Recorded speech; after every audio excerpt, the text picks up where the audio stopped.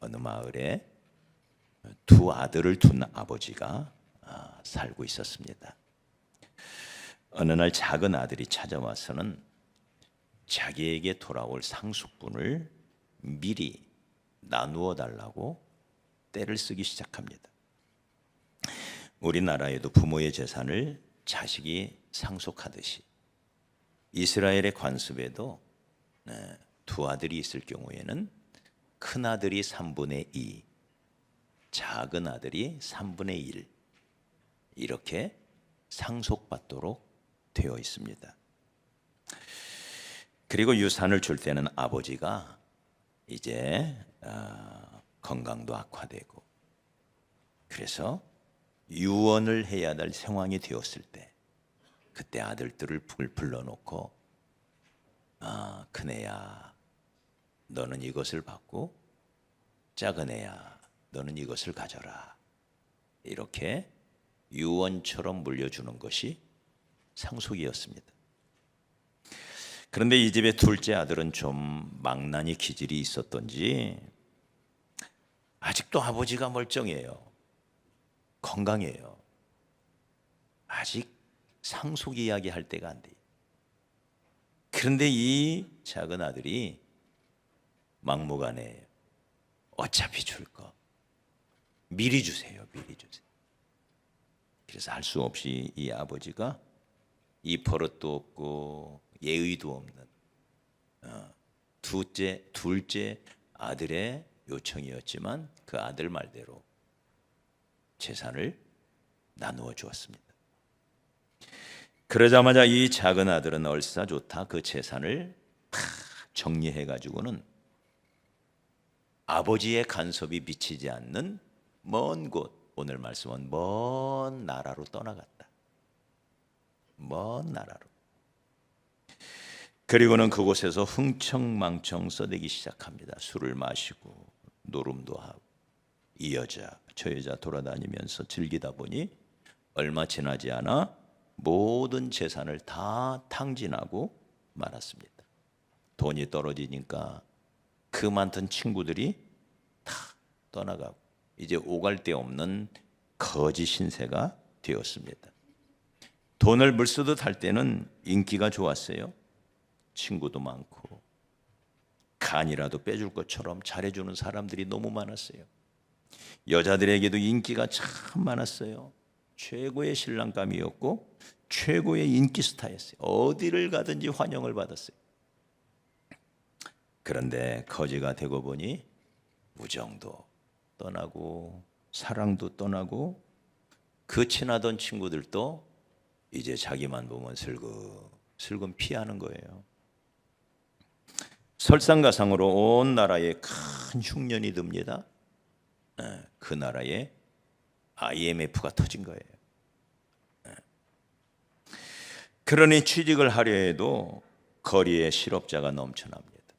천신만고 끝에 직업을 구하긴 구했는데 무슨 직업이냐? 모두가 기피하는 우상제물로 쓰이던 이 돼지치기 가장 어려운 3D 업종이죠.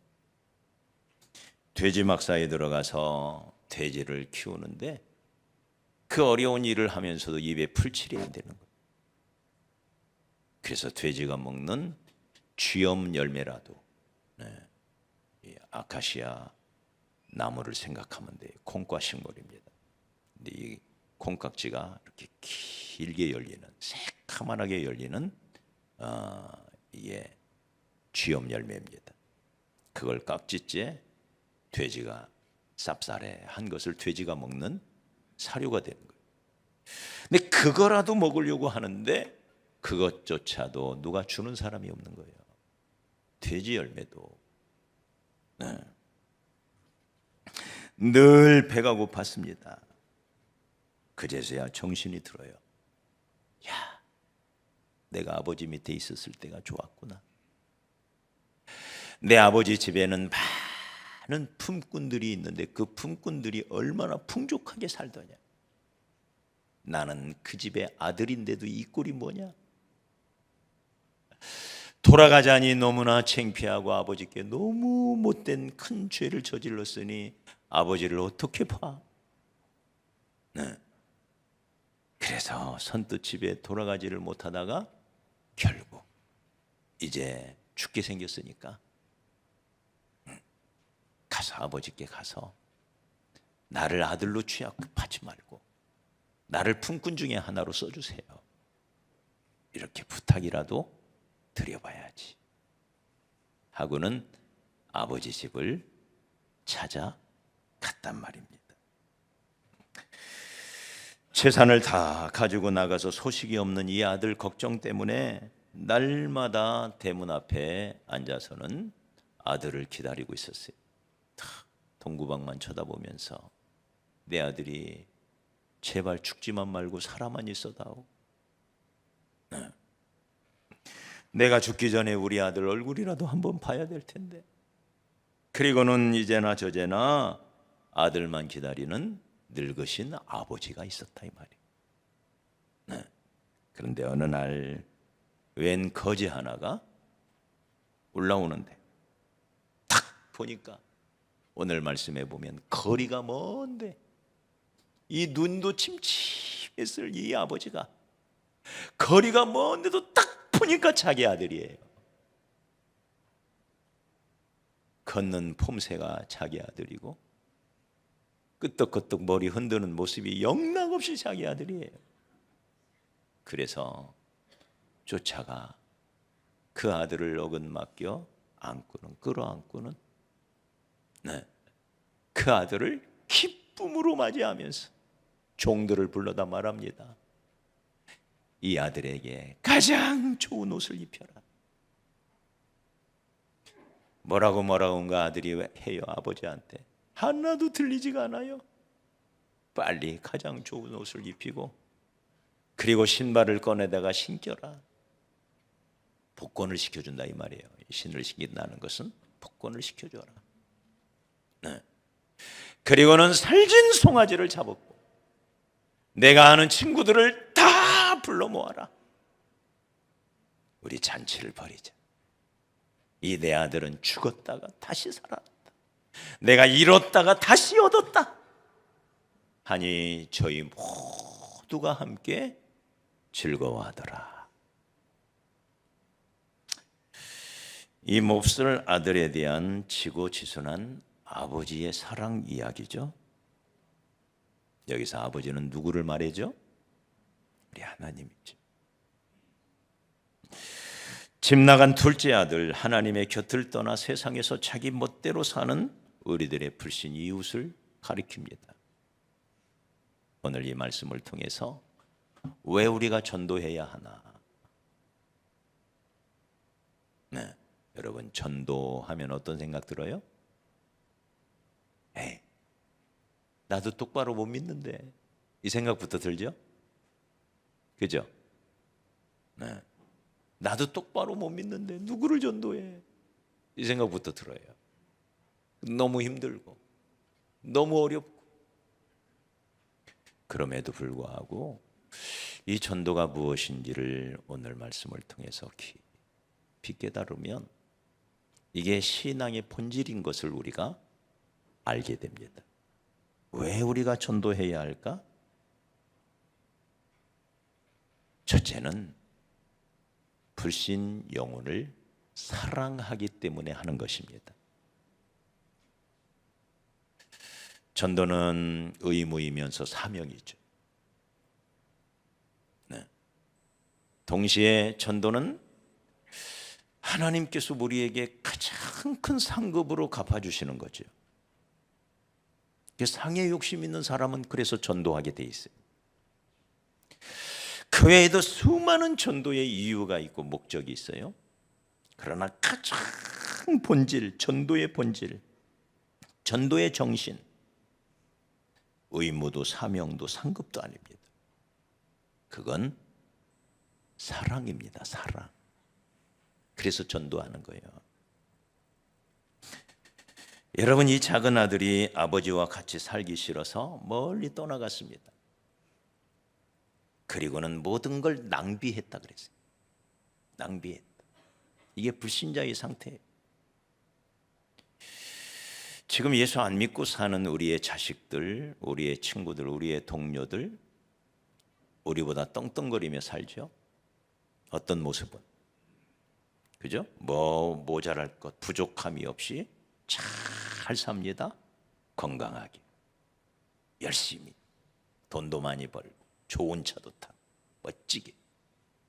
근데 성경은 그것을 낭비하고 있다라고 말합니다.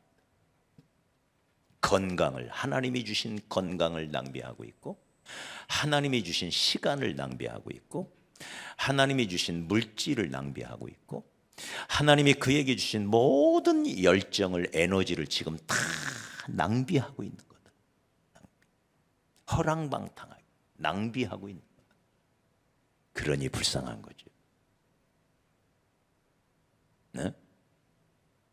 자기 하고 싶은 대로 멋지게 사는데 하나님의 눈으로 보면 아버지의 것을 가지고 지금 그들은 허비하고 있는 것입니다. 낭비하고 있는 것입니다. 그래서 불쌍한 거예요. 네.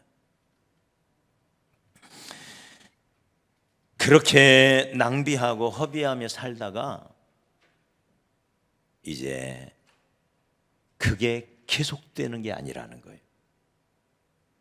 그 모든 것이 바닥이 날 때가 있어요. 무슨 말이에요, 목사님? 죽을 때까지도 끄떡없던데요. 네? 죽을 때까지도 재산 많던데요. 네? 우리 그렇게 말하죠? 지옥에 간 부자를 생각해 보십시오. 죽을 때 재산이 그 옆에 있었나요? 물 한 방울이 없었잖아요. 물 한 방울이. 물 한 방울. 손끝에 물 한 방울 찍어서 내 혀를 서늘하게 해달라고 그러잖아요. 다 떠나간 거죠. 다. 그 지옥에 자식이 어디 있어요? 거기에 친구가 어디 있어요? 거기에 돈이 어디 있어요? 철저히 망하는 거죠. 허비하다가, 낭비하다가, 시간을 낭비하고, 물질을 낭비하고, 건강을 낭비하고, 그 인생을 철저히 낭비하다가, 그리고는 다 빼앗기는 거죠. 아무것도 남는 게 없어요. 거짓 신세 같아요.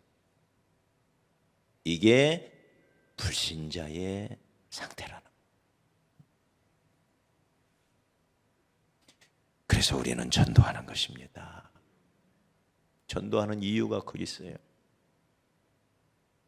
우리 말 듣나요? 내 말 듣겠어요? 잘 안 들어요.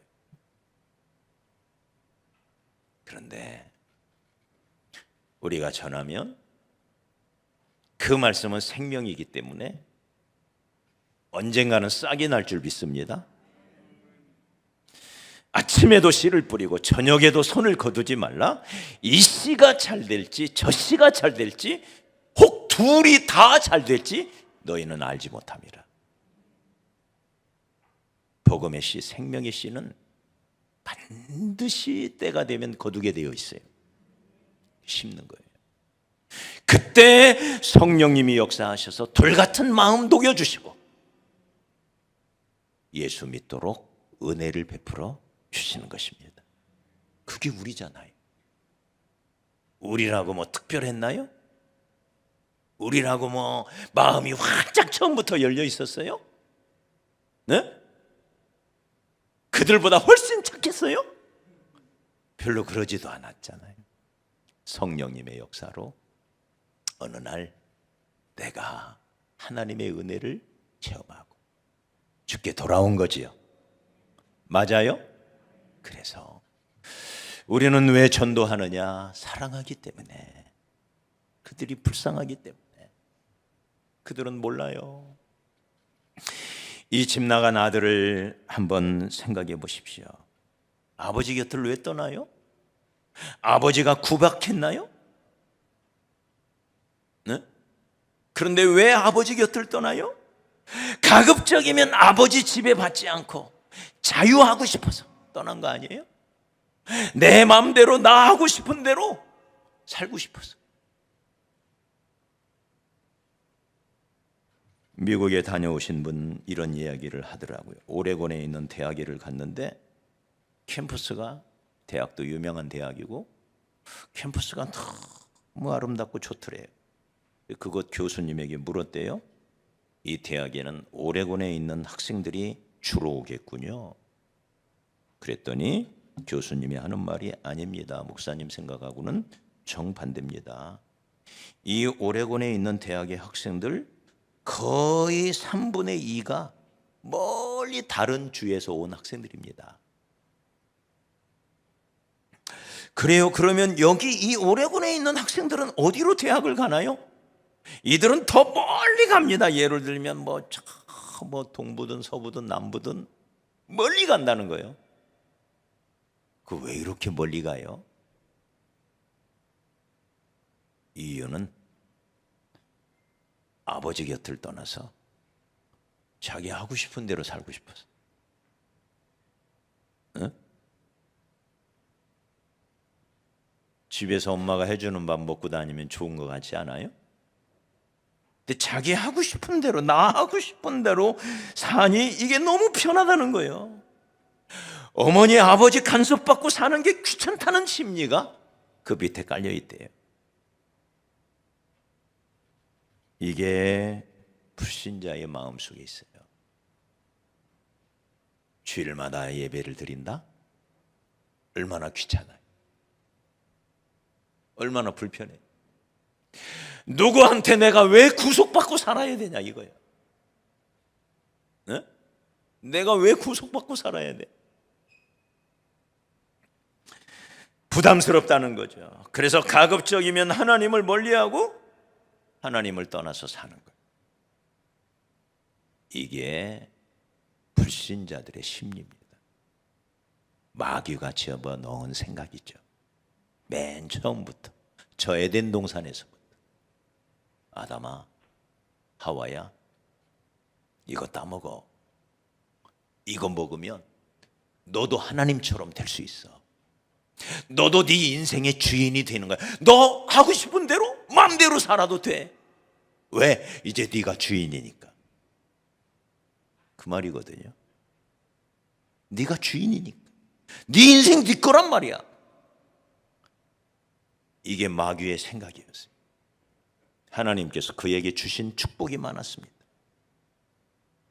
그 많은 천사들 중에 특별히 아름답게, 특별히 더 지혜롭게, 특별히 높은 위치로 이 사탄을 올려놓았어요. 하나님이 그에게 주신 게 많았다 이 말이에요. 그러자 그의 마음속에 내가 이렇게 인기가 좋은데, 나를 따르는 천사들이 이렇게 많은데, 나도 이제 하나님 밑에 있지 않고 나도 내 인생 내 것이니까 멋지게 살아볼 거야. 그리고는 자기가 하나님인 양 착각하기 시작했어요. 이게 마귀의 본질이에요. 그 생각을 그대로 아담과 하와에게 넣어준 거예요. 우리는 다 양 같아서 그릇 행하여 각기 제 길로 갔거늘.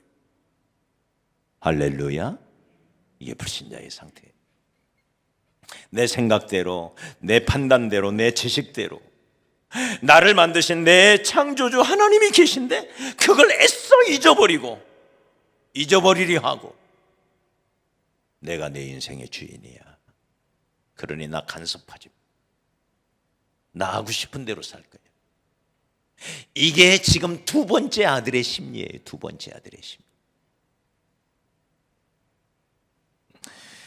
자기 중심으로 삽니다. 내가 가장 중요합니다. 내가 제일입니다. 세상은 나를 위하여 존재합니다. 나의 한 생도 나를 위하여 존재합니다. 그러니 자기가 하나님이에요. 그래서 농담처럼 말합니다. 야 인마, 내 주먹 믿어. 하나님 어딨어? 내 주먹을 믿어라. 이러면서 자기들의 지식을 믿고 자기들의 경험을 의지하고 자기의 능력을 의지하고 살아가는 거죠. 그런데 그럴 수가 있을까요? 계속해서 그럴 수가 있을까요? 내 인생의 주인이 나란 말이에요? 내 뜻대로 되나요? 내 인생의 주인이면 내 뜻대로 돼야 될 거 아니에요. 그렇게 되나요? 그래서 덜커덕 병에 걸리고 사고를 당하고 인생의 시련을 만나고, 네. 그때 죽게 돌아오면 다행인데, 그때 못 돌아오면, 그래도 못 돌아오면 이제 결정적인 죽음 앞에서 후회가 찾아오는 거죠.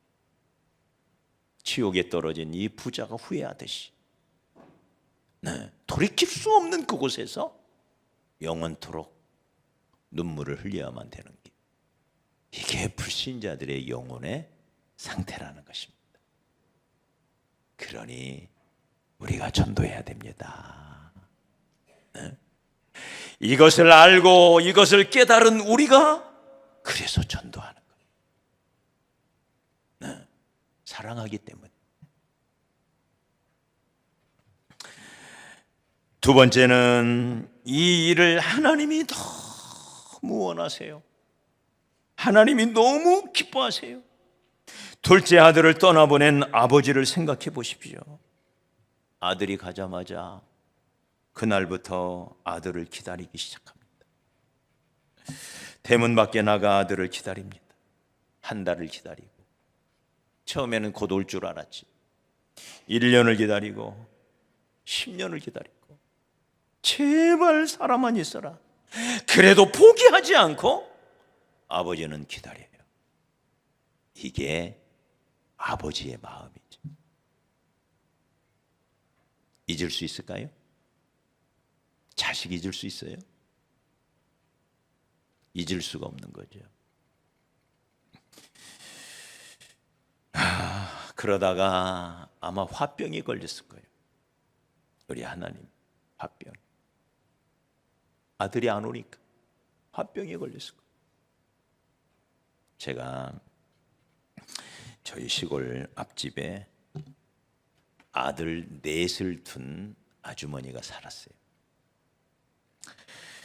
그런데 이 집 25살 먹은 이 둘째 아들이 엄마하고 싸우다가는 홧김에 집을 나가버린 거예요. 집 나간 지 2년이 돼도 돌아오지를 않아요. 이 아들이. 이 아주머니가 그만 화병에 걸렸어요. 빼 말라가지고. 아주머니 많이 힘드시죠? 제가 그랬더니, 목사님, 내 가슴에 불덩어리가 들었어요. 그러더라고요. 불덩어리. 네? 그리고는 밤새 잠도 오지 않고 아무 일도 손에 잡히지를 않고 하루 종일 아들 생각만 난대요. 아들 생각. 이게 우리 어머니의 마음이죠. 네? 이게 우리 하나님 아버지의 마음이 꼭 이와 같다는 거예요.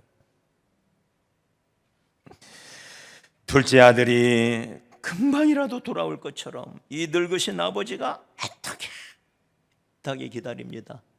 아버지의 재산을 다 탕진하고 거지가 되어 돌아왔지만 그 자체가 너무 기쁜 거예요.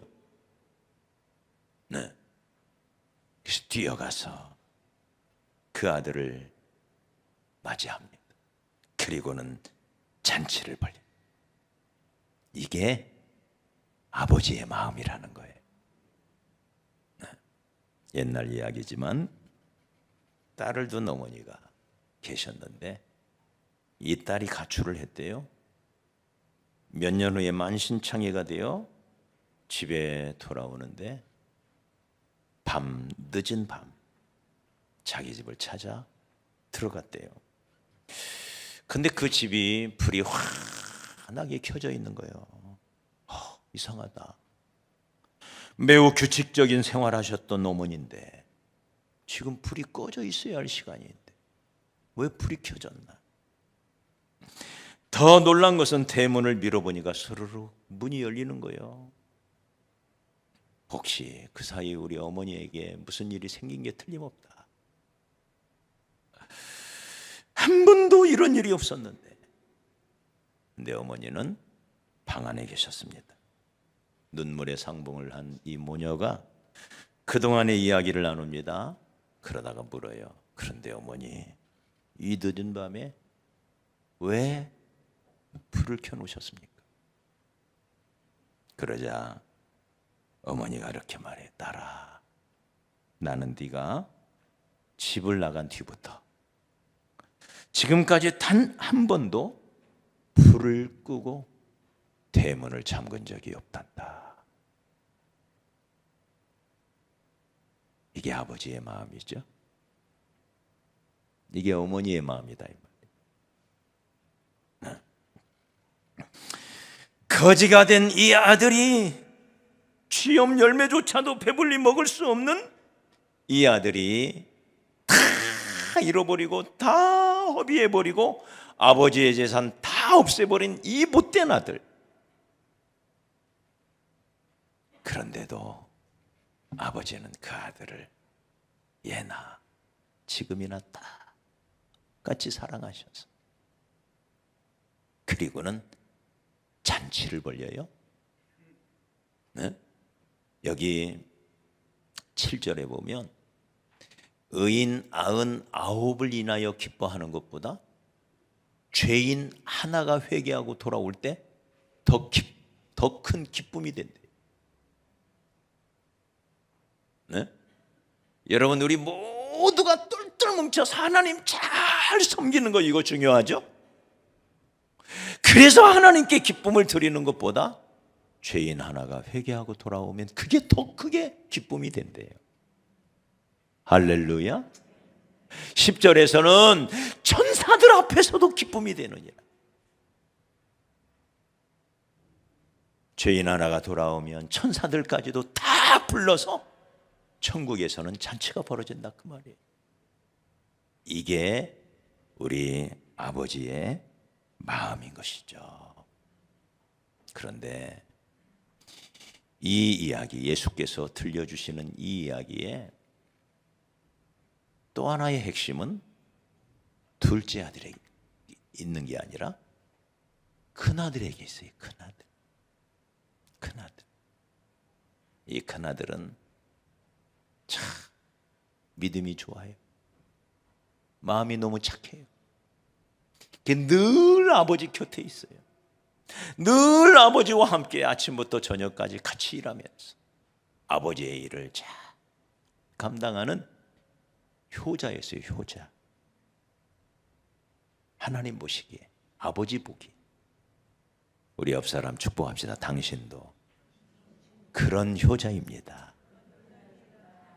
눈이 오나 비가 오나 자기 자리를 지키면서 아버지와 함께. 네? 이 큰아들 정말 큰아들답죠?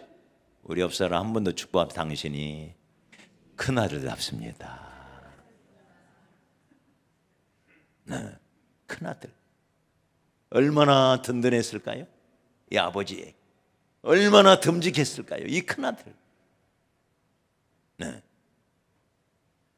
그런데 오늘 이 말씀에 보니까 이 큰아들이 다 좋은데, 너무 좋은데, 문제는 아버지의 마음을 모르고 있었다. 네? 왜 아버지가 그 긴 밤에 잠을 못 주무시고 그 뒤척이면서 밤을 꼬박 새우시는지 그 아버지의 마음을 모르는 거예요. 왜 아버지가 틈만 나면 한숨을 푹 쉬어대는지 그 아버지의 마음을 모르는 거예요. 왜 아버지가 그걸 믿으면 동구박을 쳐다보는지 아버지의 마음을 모르는 거예요.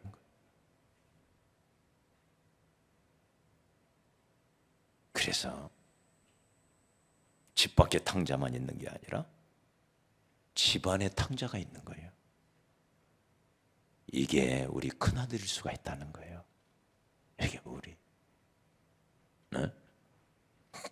이 큰아들은 아버지의 마음을 이해를 못하니까 잔치가 벌어진 걸 보고는 집에 안 들어가요. 세상에 그럴 수가 있어요. 창기들과 함께 재산을 다 낭비한 이 동생, 자기 동생이라고 하지 않아요. 당신의 아들이라고 그래요. 당신의, 자기 동생이라고 안 해. 당신의 아들. 네? 그런 아들을 위하여 송아지를 잡는데 하루 종일 더위와 싸우고 아버지 곁을 떠나지 않고 늘 일만 뼈 빠지게 일하는 이 아들을 위해서는 친구들과 염소 새끼 한 마리 잡아먹을 수 있도록 하지 않았잖아요. 너무 서운한 거예요. 너무 속상한 거예요. 이 큰아들. 그래서 전도의 마음, 이 두 번째 아버지의 마음, 우리 하나님 아버지의 마음을 우리가 이해할 때 우리는 전도할 수가 있습니다. 할렐루야. 얼마나 기쁨이 되는지. 베드로야, 바울아, 네? 여기 순자가 돌아왔다, 영자가 돌아왔다, 우리 같이 잔치를 벌이자. 이러면서 천사들까지 다 불러서 함께 잔치를 여는 하나님 아버지의 모습, 우리가 이 모습을 기억해야 하겠습니다. 어쩌면 도저히 이해할 수 없는 하나님의 기쁨이에요. 이게 상식적으로 납득이 안 되잖아요. 그런 아들, 형편없는 아들. 그런데 그 아들 하나가 돌아올 때 하나님은 그렇게 기뻐하시더라. 그러므로 우리도 이 아버지의 기쁨을 이해하고 그 기쁨에 동참했으면 좋겠습니다. 할렐루야. 모두가 함께 즐거워하는데 이 큰아들만은 그런 기쁨이 없어요. 네. 이 큰아들의 마음, 우리가 새겨서 내 안에는 그런 마음은 없는지 우리가 생각하고, 왜 우리가 전도를 해야 되느냐? 우리 하나님이 가장 기뻐하는 일이기에 내가 이 일을 한다. 이 기쁨을 전도의 현장에서 누리는 저와 여러분이 되었으면 좋겠습니다. 오늘 말씀 우리 마음에 다시 한번 새깁시다. 왜 전도해야 하느냐? 첫째는 사랑하기 때문에, 그 영혼이 너무 불쌍하기 때문에, 믿음의 눈으로 그 영혼을 바라보니 너무 불쌍하기 때문에, 두 번째는 우리 아버지가 그렇게 기뻐하는 일이기에, 내 아버지가 그렇게 좋아하는 일이기에 내가 전도하고 있다는 걸, 우리 전도 특공대 여러분 꼭 기억하십시다. 하나님이 이렇게 좋아하는 일을 내가 지금 하고 있고, 우리 모두가 이 마음을 꼭 기억한다면 좀 더 하나님이 기뻐하시는 전도의 사명, 전도를 잘 감당하는 우리 성도들이 될 수 있을 줄 믿습니다.